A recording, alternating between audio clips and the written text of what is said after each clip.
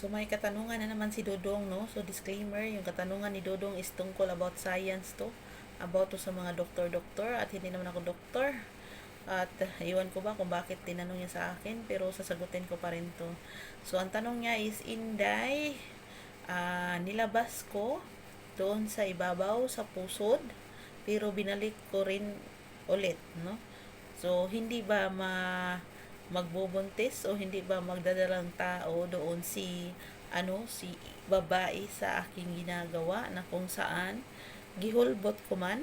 Alam niyo yung gihulbot, yung kinuha niya, tapos doon niya winasak, doon niya pinisik, doon niya pinaano sa pusod. So bakit ang hilig niyo sa pusod, mga dodong?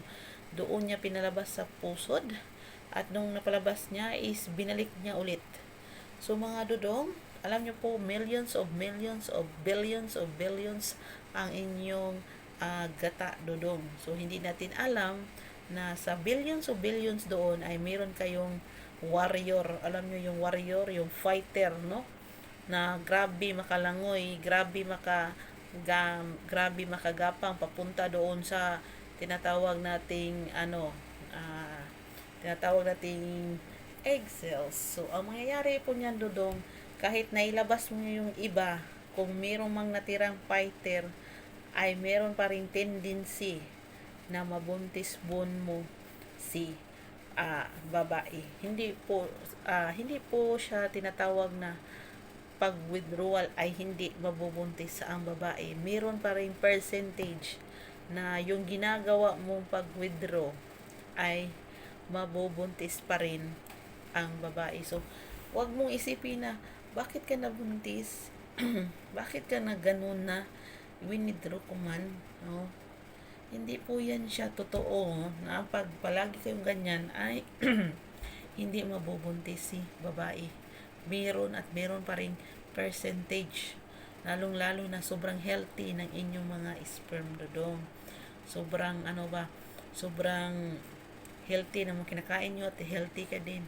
At yung fighter pa yung mga mo doon, alaga mo doon. So, meron at meron talagang tendency na ang mangyayari is magkabuo kayo ni Mrs.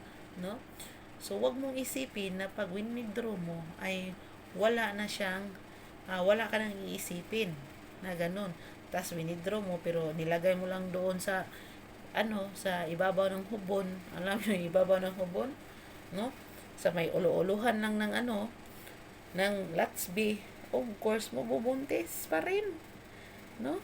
Doon nyo lang pinakalat. So of course pag pinakalat nyo, dagayday pa rin yun sa ubos. So meron at meron pa rin kayong mabubuo, no? So kailangan talaga magproteksyon ka, dodong. Hindi po porket na gihulbot mo, gi-withdraw mo, ay wala nang mangyayari, wala nang mabubuo. Meron at meron pa rin mabubuo. So be careful po sa ganitong method, dodong, dahil hindi po to siya magandang method, lalo na ikaw naman ay ganyan, no, na pag ginanon tapos binalik ulit, no? So it's a wrong method, no? Kung gusto mo talaga na may gap, lalo na 2 years, 3 years, 4 years na gap, kailangan mong magproteksyon at kailangan yung pumunta sa doktor, no? Hindi yung gumagawa kayo na walang konsulta sa doktor, no? So it's a tip from Inday Bagat, at ito yung tinatawag nating educational purposes only. So sana may natutunan ka, dodong, sa sinasabi ko. Huwag pong magkumpiyansa dahil mahal ang bigas, mahal ang gatas, lalong lalo nang mahal ang gas. Bye-bye.